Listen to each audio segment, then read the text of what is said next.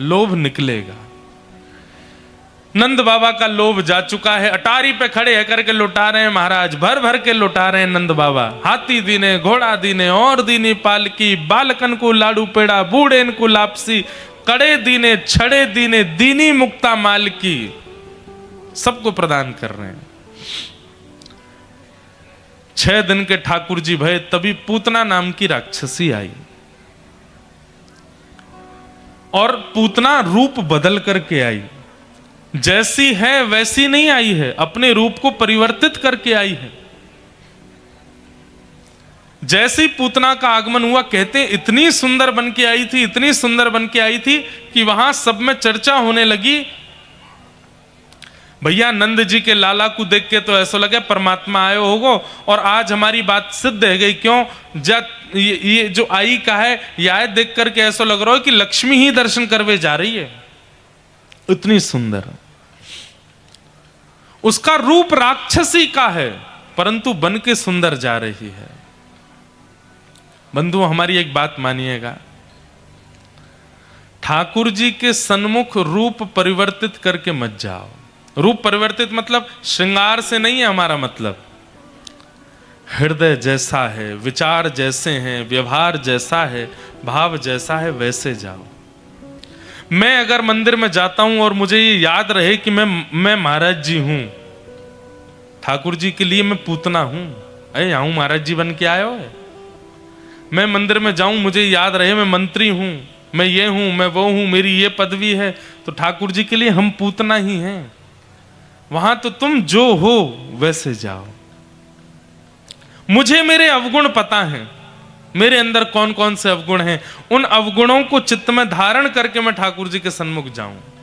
हे नाथ, कौन कुटिल खल कामी मोसम, कौन कुटिल खल कामी मोसम, जो तन दियो ताहि बिसरायो, जो तन दियो ताहि बिसरायो, ऐसो नमक हरामी, ऐसो मौसम, कौन कुटिल खल काम, मौसम कौन कुटिल। ये शब्द सूरदास जी के हैं। वो सूरदास जिनको बिना नेत्रों के ठाकुर जी का दर्शन हो जाता है, और वो सूरदास कह रहे हैं कौन कुटिल खल कामी। इसका मतलब क्या है? ठाकुर जी के आगे अपनी सूक्ष्म से सूक्ष्म दुर्विचार, दुर्भावना, दुर्व्यवहार और दूषितता को स्वीकार करो कि हम ऐसे हैं। आप सब जानते हो, मुझे स्वीकार करो नाथ। जब आप अपने अवगुण ठाकुर जी के सन्मुख भी छुपाने लगते हैं, तब ठाकुर जी को हमारे प्रति पूतना का भाव आता है। पूतना है, पूतना ने क्या किया? है तो कुरूपणी, है तो राक्षसी, लेकिन बन करके गई है परम सुंदरी। जैसे ही पूतना पहुंची, पूतना के आते ही सब ब्रजवासी उसके रूप को देखने लगे, कितनी सुंदर, कितनी सुंदर, कितनी सुंदर। अरे नंदरानी यशोदा जी ने भी एक बार भी पूछा नहीं, जैसे ही देखा सुंदर रूप, यशोदा मैया बोले अरे सुंदरी कहां ते आई हो, बड़े दिनों बाद दिखी, पहली बार दिखी हो। पूतना को देख करके यशोदा मैया ने भी सहज भाव में लाला को उनकी गोद में दे दिया। हम मानवों का स्वभाव है कि हम रूप और वस्त्र देख करके बहुत जल्दी विश्वास करते हैं। एक बात बहुत ध्यान से सुनिएगा, संसारी व्यक्ति और आध्यात्मिक व्यक्ति में एक और बहुत बड़ा डिफरेंस है। क्या? संसारी व्यक्ति रूप और वर्ण पर विश्वास बहुत जल्दी कर लेता है। रूप है और वर्ण है, वस्त्र हैं, तो फिर नाम क्या है, गोत्र क्या है, कौन से गांव के हैं, ये सब बात की बात है। विश्वास सहज पहले हो जाता है। और आध्यात्मिक व्यक्ति का यह गुण है कि वो वर्ण और रूप को नहीं महत्वता देता। आप चाहे कितने भी रूपवान हो, कितने भी गुणवान हो, कितने भी बढ़िया वस्त्र पहने हैं, वो आपसे बैठ के 4 बातें जब तक नहीं कर लेगा तब तक आप पर भरोसा नहीं कर सकता। यह आध्यात्मिक व्यक्ति का लक्षण। संतों के पास बड़े बड़े सेलिब्रिटीज जाते हैं, बड़े बड़े लोग जाते हैं, पर उनके अंदर समत्व ही रहता है। वो विचलित नहीं हो जाते मेरी आपकी तरह किसी बड़े पदवी के व्यक्ति को देख करके। क्यों? आध्यात्म उन्हें बताता है कि पदवी बड़ी होना, रूप का सुंदर होना और वस्त्रों का बहुत बढ़िया होना, इसका मतलब जरूरी नहीं कि व्यक्ति का व्यक्तित्व अच्छा है। वो व्यक्ति के व्यक्तित्व को उसके वचनों से ही पहचानते हैं, उसके संग रह के ही जान पाते हैं।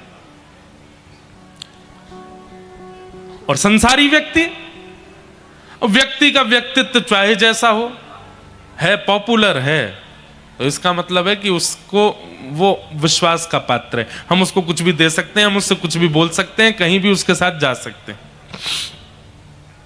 और यही मात खाते हैं हम लोग। जितने भी यहां पर अविवाहित बैठे हैं, लड़का और लड़कियां, सबसे हमारी प्रार्थना, रूप देख करके विवाह मत कीजिएगा, प्रभाव देख करके विवाह मत कीजिएगा, स्वभाव देखिएगा। प्रभाव के साथ कुछ दिन जिया जा सकता है, पर स्वभाव के साथ अंतिम श्वास तक रहा जा सकता है। हम प्रभाव देखते हैं और प्रभाव बहुत लंबे समय तक अच्छा नहीं लगता। कुछ दिन बाद प्रभावशाली व्यक्ति का गुण घटने लगता है, पर स्वभावशाली व्यक्ति वो तो अंतिम श्वास तक अच्छा लगता है। पति देखने में कम सुंदर हो, पत्नी देखने में कम सुंदर हो, चलेगा। रोटी गोल की जगह टेढ़ी बनाती हो, चलेगा। चाय में पत्ती ज्यादा पड़ जाती हो, चलेगा। लेकिन अगर वाणी और स्वभाव इन दो में सरसता है तो बाकी सब चीजों के आगे आंख बंद कर लीजिएगा। अद्भुत है, उसके साथ विवाह कर लीजिए, उसके साथ अपना जीवन आगे बढ़ा सकते हो। वाणी, अच्छा एक और बात है, वाणी अगर बनावटी होगी तो बनावटी चीज बहुत दिन तक रह नहीं पाती है। बनावटी चीज का एक दिन पर्दाफाश होता ही है, पर स्वभाव यदि एक्चुअल होगा ना तो कुछ भी बनावटी नहीं होगा, सब स्वाभाविक होगा। और स्वाभाविक व्यक्ति के साथ में जीवन निर्वहन करना संभव हो सकता है। इसलिए स्वभाव को प्रधानता दीजिए, प्रभाव को नहीं। पूतना अपना प्रभाव बिखेरती हुई आई, इतनी सुंदर बन के आई, ऐसे कपड़े पहन के आई, ऐसी महकती हुई आई, सब उसी को देखने लगे। लेकिन दुर्भाग्य पूतना का, जैसे ही ठाकुर जी उसकी गोद में गए हैं, पूरा विश्व पूतना को देख रहा था, लेकिन ठाकुर जी ने अपनी दोनों भुजा अपनी आंख पर रख ली। ठाकुर जी ने नहीं देखा। भैया सबके प्रिय बनो, इसमें आपकी श्रेष्ठता नहीं। सबको छोड़ केवल हरि के प्रिय बन जाओ, इसमें आपकी श्रेष्ठता है। मीराबाई सबकी प्रिय नहीं थी। मीराबाई का जब विवाह हो गया और विवाह के कुछ दिन बाद जब उनके जिनसे ब्याह हुआ उन्हीं की मृत्यु हो गई, तो ससुराल के लोगों को इतना खलने लगी मीराबाई, जब से आई है हमारे बेटे को ले गई, हमारा परिवार बिखर गया, ये हो गया। विष देने का प्रयास किया, मारने का प्रयास किया, पीछे शेर छोड़ दिया। किसी को भाती नहीं थी मीराबाई। लेकिन मीराबाई का एक भाव है, रूठे चाहे राजा वासे कछु ना काजा, एक तू ही महाराजा और कौन पास जाएंगे। रूठे चाहे भाई वासे कछु ना भलाई, एक तू ही है सहाई और कौन को सराहेंगे। रूठे चाहे शत्रु और मित्र आठों याम, एक तेरे चरणन के नेह को निभाएंगे। जग सारा झूठा एक तू ही है अनूठा, रूठ जाए चाहे सारा जग पर तू ना रूठा चाहिए।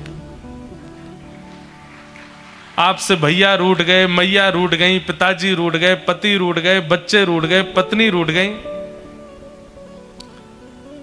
सबका रूठना मनाना चलता रहेगा। लेकिन किसी दिन ठाकुर जी रूठ गए तो, ठाकुर जी अगर रूठ गए तो फिर कौन बचाएगा आपको? महाभारत प्रसंग में जब कर्ण